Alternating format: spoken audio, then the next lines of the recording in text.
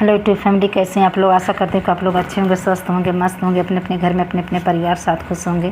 और देखिए, मैं एक बहुत दर्द भरा कजरी गीत सुना रही हूँ कि जिसके माँ बाप नहीं रहते हैं, बच्चे को कितना कष्ट पड़ता है। सुनिएगा आप लोग गाना के माध्यम से। बहुत कष्ट होता है। माँ बाप बच्चे के लिए बहुत बड़े एक सपना होता है जो बच्चों का, वो माँ बाप पूरा करते हैं जितना उनसे बन पड़ता है। जब नहीं रहते हैं माँ बाप, दोनों नहीं रहते हैं, तो बहुत कष्ट होता है बच्चों को। सुनिएगा आप लोग गाना के माध्यम से। बहुत दर्द भरा कजरी गीत है, आप लोग सुनिएगा और सुन के चैनल को लाइक सब्सक्राइब कमेंट जरूर करिएगा। बताइएगा कि मेरा गाना आप लोगों को कैसा लगा।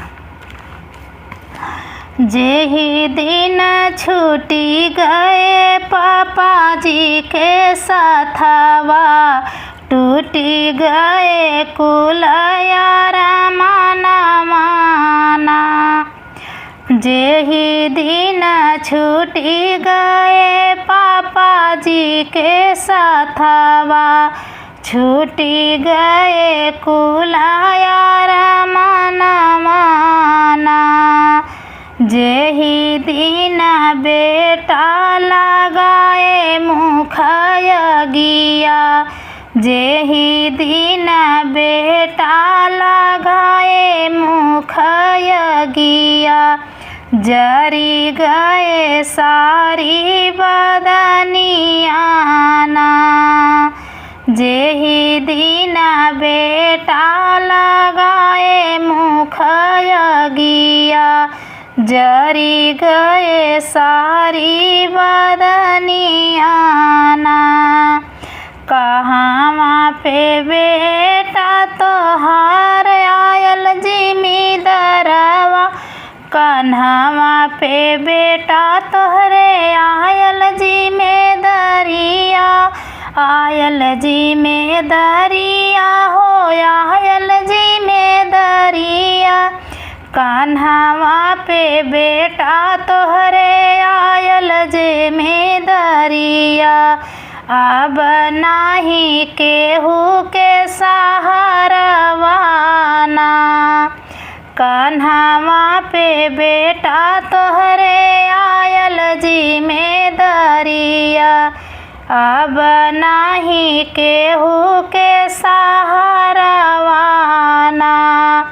जे ही दिन छूटी गए पापा के साथवा, टूटी गए कुल यारा माना माना।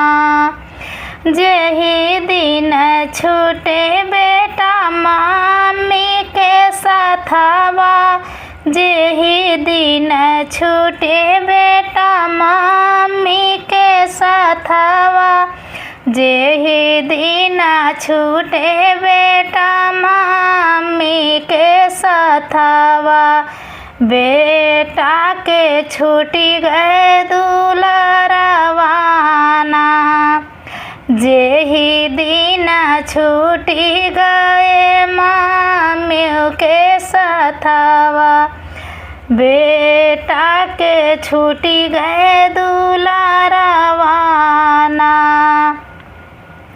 चाहे बेटा खाए न चाहे बेटा भूखे, चाहे बेटा खाए न चाहे बेटा भूखे, चाहे बेटा खाए न नाही बेटा पिए, केहू नाही पूछे भोजन माना। चाहे बेटा खाए न चाहे बेटा पिए, केहू नाही पूछे भोजन माना। जे ही दिन छूटी गए पापा जी के साथवा, टूटी गए बेटा के अरमाना माना। रूखी सूखी खाई बेटा दीनामा बिताए, रूखी सूखी खाई बेटा दीनामा बितावे, रूखी सूखी खाई बेटा दीनमा बीतावे कैसे काहई आपन विपतियाना।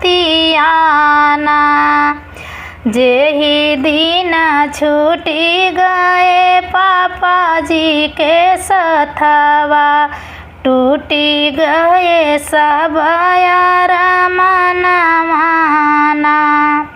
पापा के रजवा में सौख श्रृंगारवा, पापा के रजवा में सौख श्रृंगारवा।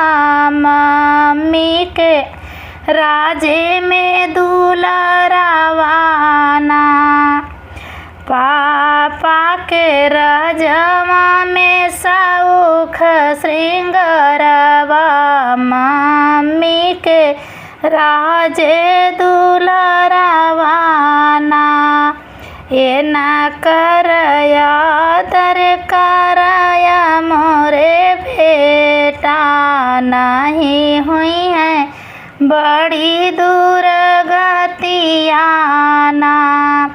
ये न करया दरवा करना हो बेटा, नहीं हुई है बड़ी दुर्गतियाना।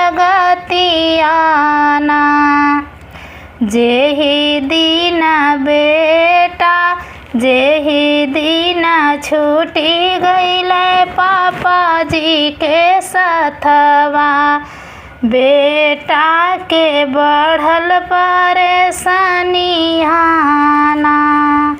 कैसा लगा मेरा गाना आप लोग सुन के? लाइक सब्सक्राइब कमेंट जरूर करिए, बताइएगा मेरा गाना आप लोग कैसा लगा।